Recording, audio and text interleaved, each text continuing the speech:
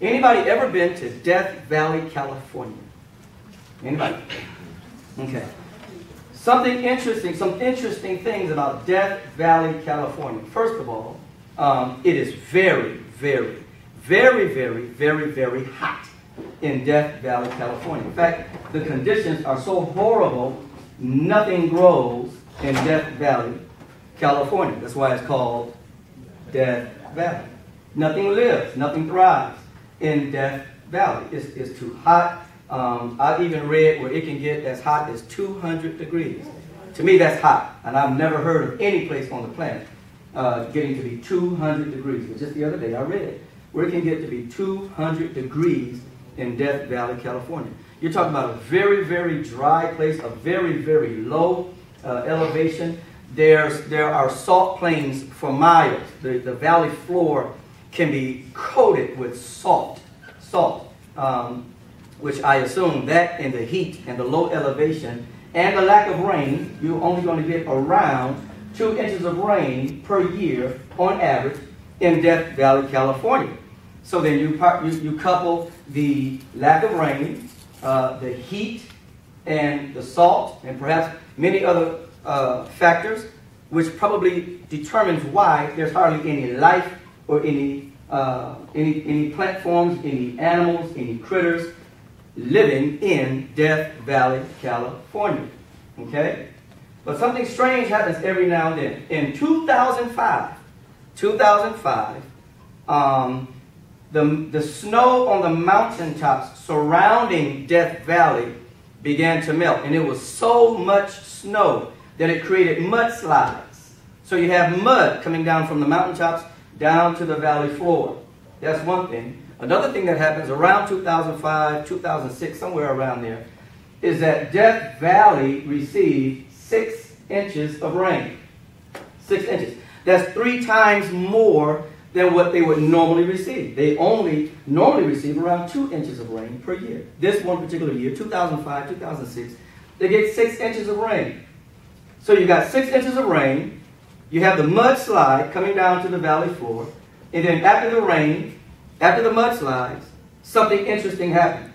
Flowers grew everywhere. Flowers, everywhere.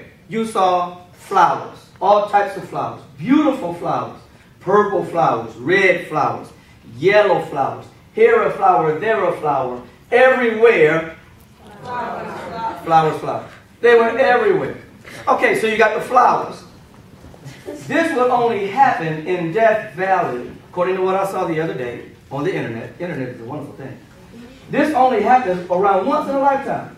They say this may happen only once every 50 years, where you will see plant life in Death Valley. That's not the only thing. You got flowers everywhere, beautiful flowers. And one, bless you, what I saw on the internet, one person said that it looked as if they were planted there. The landscape was so beautiful, it looked as if it was deliberately planted. But it wasn't. It's just something that happened. As the mud slid down, the 6 inches of rain came, and these plants, these flowers, beautiful flowers, were everywhere. Not only that, the flowers, watch this, the flowers attracted caterpillars. Big, green, ugly caterpillars. You don't find caterpillars in Death Valley. They won't live there. The conditions are so awful, they won't live there. But now you have caterpillars in Death Valley. They're attracted to the flowers. The flowers pop up, they attract caterpillars. Doesn't stop there. The caterpillars attracted mice and other rodents. All types of rodents that you would not find in Death Valley. But now they're there because the caterpillars, which were attracted by the flowers, have now attracted rodents, not to dance with the caterpillars, not to do the Dougie with the caterpillars, not to date the caterpillars, but to consume, eat, digest the caterpillars. So the flowers pop up, they attract caterpillars, the caterpillars attract rodents. But it doesn't stop there. Let's play church for a minute. Turn to your neighbor and tell them, it doesn't stop there. It doesn't stop there. So then you got the flowers, you have the caterpillars, you have the rodents. Now The rodents attract snakes. The snakes try to eat the rodents, which are eating the caterpillars, which are eating the flowers. Okay? Here's how all of this pertains to leadership. Scientists say that the flowers that bloomed after the mudslides and the rain, they were in Death Valley the whole time. What happened was the conditions were so harsh. Can I walk around?